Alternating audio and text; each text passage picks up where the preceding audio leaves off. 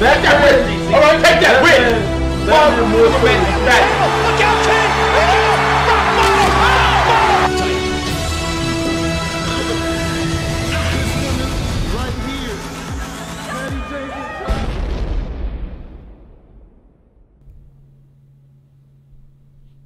YouTube was good. It's your boy Jody Joe. Welcome to Jody's Corner. We here. This is gonna be a world's finest review because I'm Jody Joe and that's Jay through the Batman. I'm the Batman, Bruce Wayne. I'm in the building, baby. Yeah, bro. Oh yeah, world's finest style, bro. Co-pursuit, Liam Neeson style, man. Look, been a lot of drama surrounding Liam Neeson as of late. You know, people want to go ahead and call my man a racist and shit. Talk about he don't like black people because something about 40 years ago wanted to hurt and catch black bastards or whatever. You know, the personal shit is whatever you believe in, and that's fine. Yeah. Me, I have my own stuff, and I'm reviewing this movie, yeah. and I'm forgiving Liam Neeson. You know what I'm saying? For something that happened in the 70s. I didn't even forgive him. I didn't give a fuck. Yeah. So look, Co-Pursuit. We're here to review this shit. Yeah. Spoiler free, of course, as we only would do. Yeah. This movie takes place modern day in a snow town of between somewhere in Colorado, I believe. Denver, between Colorado. Utah and Colorado, somewhere in the Alpines, little small hick town. Forgot the name of it, Kewan or something like that. Yeah, little like small town of a. This man Liam Neeson plays a do-gooder, citizen of the year type of guy. Yeah. He plows the roads for the town, and the town adores and loves him. Love him. Until his loving son gets involved with some shit that daddy got to clean up. So basically, that's what the get down is, and we see him try to bring justice to his loved one, and there's your Co-Pursuit. Yeah, this movie reminds me a lot of The Grey. Shout out to something about Liam Neeson in the snow, bruh. He's Ireland. He's what? He's from Ireland. Yeah. Irish. Like Liam Neeson in the snow, bruh, reminds me of The Grey, and like J3 said, Game of Thrones, man. Game of Thrones, bro. It kept zooming in on that nose like a giant, bro. Straight giant. All right, look, I like this shit, bro. Look, this is a movie that's not normally. This isn't a normal type of film. It's different. Yeah. It's not a straight comedy. It's like a serious revenge tale of a man who's pushed to the limit, who acts upon things, but it adds comedy to it.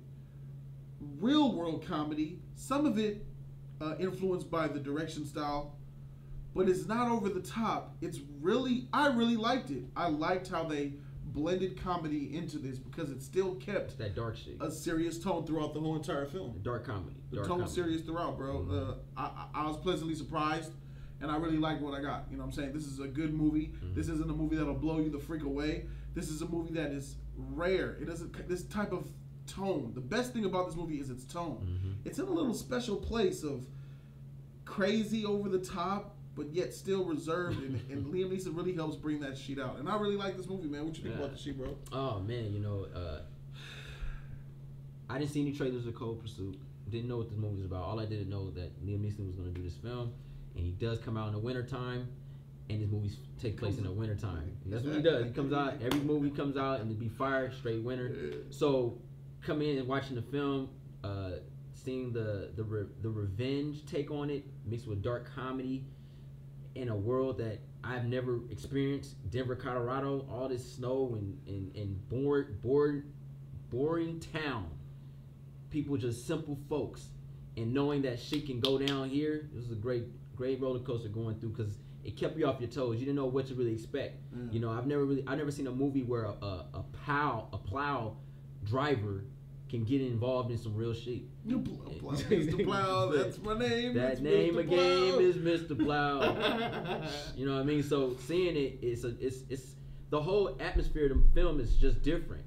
Him as a character, you know what I'm saying? Simple folks. Then you have, let's not really spoil it, but his son got involved into, you know, some drug stuff, and seeing that goes down in simple towns. Like, where are you getting your money from? There's like the ratio is like 1,000 people in this town. Like, where are you getting how are you getting paid? This movie does a really good job at showing how we live in LA. A murder? Yeah. In this town, a murder's a big deal. He's been missing for 2 hours.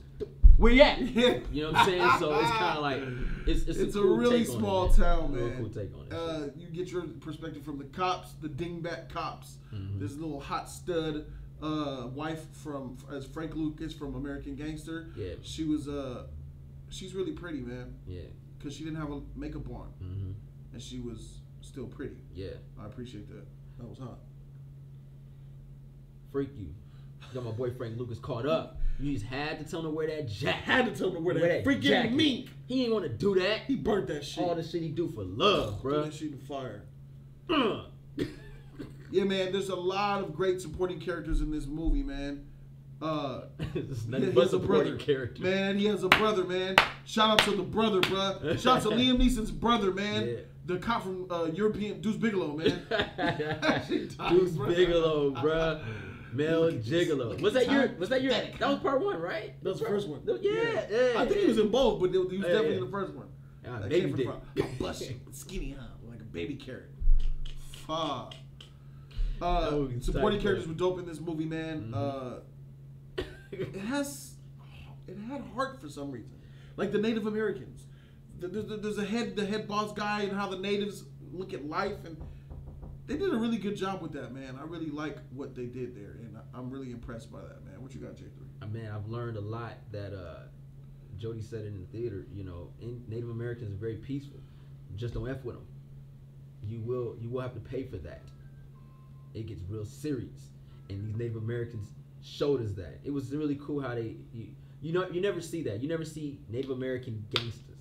Yeah. You know what I'm saying? And that was a nice take on it. This I know what you mean with the heart. It was just a different vibe to it that really made it feel fresh. Fresh new take on this whole type of cold pursuit, and I dug every bit of it. The whole elements of drugs. You have Native Americans running around. You have I guess you can say Jewish gangsters, and then you have Liam Neeson, which is an Irish man in this town. I don't want to spoil much for you, but it was really cool how they put all these elements together, and they also put together the dark comedy twist, which really made this shit fire. Yeah, definitely fire, man. I really think that people should go check this out just because it's different. Yeah. And because it's something that we don't really get that often. It's not astronomical. It's not a fantastic film. I'm not trying to gas this movie. No, there's only 76 gas in this. Yeah. Look, this is not one of those type of movies, but this is a type of movie that you can sit back and enjoy. Really, you can. It has a lot of things working for it, very few things bogging it down. I was never bored watching this movie. It had really good pacing. Didn't even yawn. No boredom. Crazy. No boredom. That's good in a film. Yeah. When you can't be bored in a film, when you're not bored in a film and time goes by, this is not a short movie. I don't think this was one of those 90-minute affairs. I felt like this was a full 2 hours when I go back and look at the time when I'm leaving the theater. I'm like, whoa, did 2 hours go by? 7:05. Movie started officially 7:20. We got out at 9:37. Yeah, so there you go. That's a solid about 2 hour movie. Yeah. Hovering around the 2 hour mark. And that right there is a good recipe for a movie that I would recommend as Jody Joe, man. So that's my take on it, man. I really like this movie, man. Straight up, Liam Neeson has never ceased to amaze me. He did a phenomenal job as a revengeful father. New good take job, on Liam. it. Good job, It wasn't really like a go-getting type situation. It was more of impulse. He was impulsive about it. Like, freak this, man. Let's look at his past movies real quick. Yeah. This is his best recent film. Mm-hmm. I look at The Commuter, him on the train. This is definitely better than The Commuter. Yeah. What's his name? The Commuter 2? Or him on a train and the one with him on a plane. Fuck. Him and Samuel Jackson need to come together now. This is better than. Man, that'd be fire, bruh. Liam Neeson and Samuel Jackson in a movie together? Oh, shoot. Oh, we seen it. Star Wars, baby. Huh? Time, bro. Hey, yo, real shit. Hey, we need to come back together for some magic, bro. Real tight. Qui-Gon Jinn and Mace Windu, bro. You just blew my freaking mind. Look, this is definitely better than the movie that he did on the train, and better than the movie that he did on the plane. Yeah. And I think those are his last two movies. This is probably his best movie since Run All Night. Oh, that was good. That was a good movie. That was with RoboCop. Common. Yeah, Common and RoboCop. Yeah. Ooh, that was good. That was a good movie. Run All Night, underrated good movie. This is like a good movie to follow with that. You know what I'm saying? This is not better than Run All Night. No, it's definitely on that level as far as hey, a good Liam Neeson movie. Yeah. What was the other one? Walk the Tombstone or some shit? Walk Among the Tombstones was okay. Cool. That was pretty cool. It was okay. This is in the middle of those two. Yeah. But the dialogue, the script, I thought was really solid. It really worked for this type of movie. It paced itself very well. Comedy wasn't all there, but you understood it because it was like Jody said, more realistic comedy into it. So that's what made it dark. You know what I mean? It wasn't knowing particularly just cracking jokes. It was just more of scenarios that happen and finding humor out of it. You know what I mean? And I thought that really worked pretty well. The acting, from what I seen, was really good. Liam Neeson's character, the guy that played his brother, the guy off of Deuce Bigelow, he was hilarious. Even his Asian wife had me laughing. That was yeah, she was kind of fired at me in a weird way. Yeah. I would wreck her. Like he did. Yeah. The whole thing, I went to go beat her. Yeah, that was hot. I came to beat the shit out of her. And we're married. Fuck. Tight, man. Yeah. Shout out to the Native Americans in this movie. They bring a lot of heart and feel good vibes to it. I enjoyed it. I'm ready for some Native American films. I want to see more Native Americans in movies. The Samoans are doing their thing on the side, and now the Native Americans. I see what you guys are doing. Shout out to the Tungans. Shout out to the Polynesians out there, man. Yeah, this is the type of culture that I like because now we get to inspire. I like the in touch with nature. Yeah, I like that whole shtick. Man, it's beautiful, especially the scenery that we got.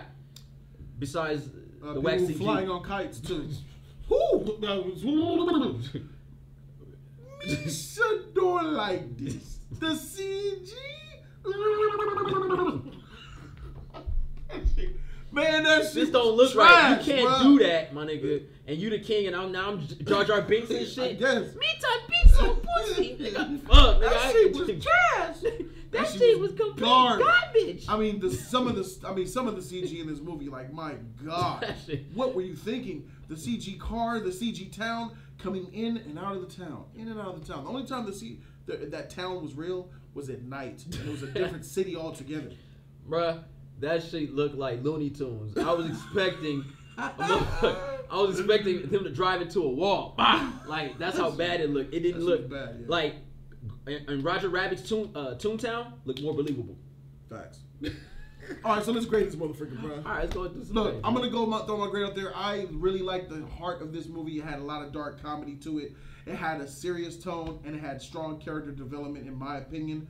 And for that reason, the fact that I wasn't bored, I'm gonna go ahead and give this movie a solid B-. That's my grade. B-. That's where I'm at. Where you at, J3? All right, so I'm gonna go ahead. I agree. I wasn't bored. It was really fun watching it, looking at the humor. In fact, I might take a look at it again at home. Just to, it's one of those flicks you could just watch. I love the revenge story of it. I love the aspect of it. I'm a big Liam Neeson fan. I'm gonna give this movie a C. Tight. There it is. C from your boy J3. B- from your boy Jody Joe. Go check it out. What you guys think? Keep your expectations in check. Shout out to Liam Neeson, man. Thanks, guys, so very much for watching, man. Put down in the comment section what you guys think. If you guys have seen Cold Pursuit, I want to know. Let me know in the comments down below. Thank you guys so much for watching. I'm Jody Joe. I'm J3. We the world's finest 2 parts of Just Us League. We out this thing, man. This is...